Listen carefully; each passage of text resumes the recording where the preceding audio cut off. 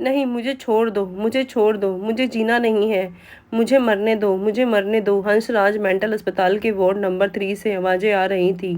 26 साल की आरुषि 60 साल की जैसी महिला लग रही थी। उसके चेहरे की चमक चली गई थी। सांवला रंग, लंबे बाल, आरुषि मूर्ति सी लगती थी, पर आज वह पत्थर से सख्त लग रही थी।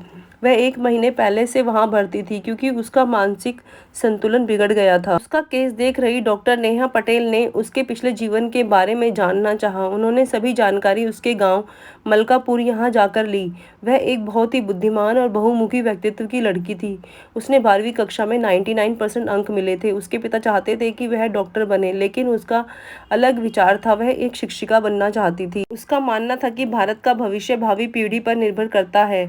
तब उसका भावी नागरिकों को लायक बनाने का सपना था। उसके पिता ने भी उसका दाखिला D.Ed में करा दिया था। फर्स्ट ईयर चालू हुआ। 2 महीने में ही वह क्लास की मशहूर लड़की बन गई। सांवली होने के बावजूद वह गायन, चित्रकला और सभी कलाओं में पारंगत थी।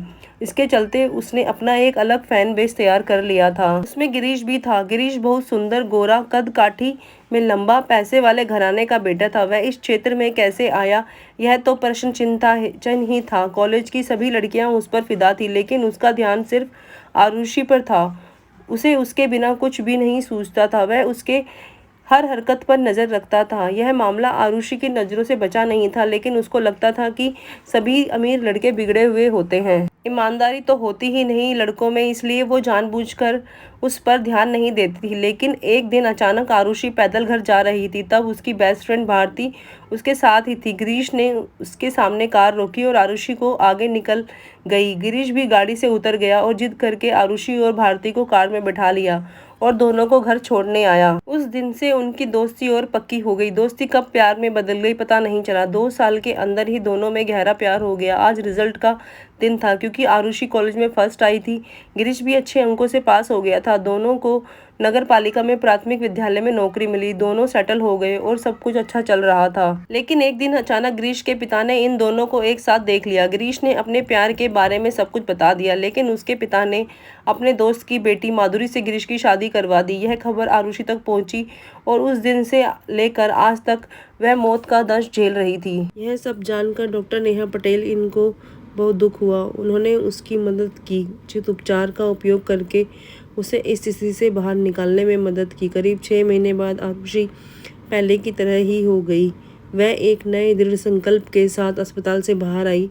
उसने खुद को आदिवासी क्षेत्र में स्थानांतरित करा लिया। वहाँ के बच्चों को पढ़ने और उनकी कठिनाइयों को समझने और उन्हें प्रगति की राह पर लाने का बीड़ा उठाया। उसका पुनर्जन्म हुआ था। अब वह इन बच्चों के उद्धार के लिए अपना जीवन बिताने के लिए तैयार थी। अपने हंसमुख और प्यार भरे स्वभाव के कारण वह वहाँ सभी की चहेती बन गई।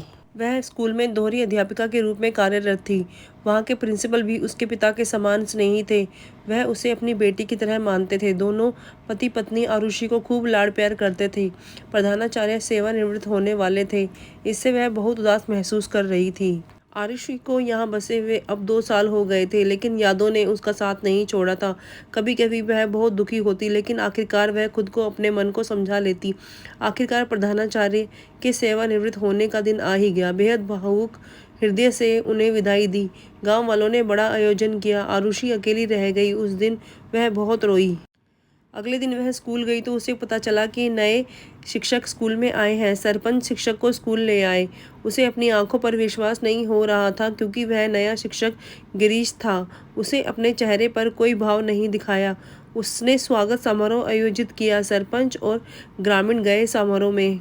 अब तो आरुषि से नहीं रहा गया। उसने उससे पूछा, तुम यहाँ क्यों आए हो? तुमने मुझे फंसाया और अब तुम देखने आए हो कि मैं जिंदा हूँ या मर गई? यह कहते हुए उसकी आंखों से लगातार आंसू बह रहे थे। गिरीश की आंखों से भी आंसू बह रहे थे। गिरीश बोला, अरे सिर्फ मुझे एक बार अपना पक्ष रखने का मौका तो दो। वह बोलने लगा, पिताजी ने मेरी कुछ नहीं सुनी और मेरी शादी करवा दी। मैंने उसे सब कुछ बता दिया था कि मैं सिर्फ आरुषि से प्यार करता हूँ।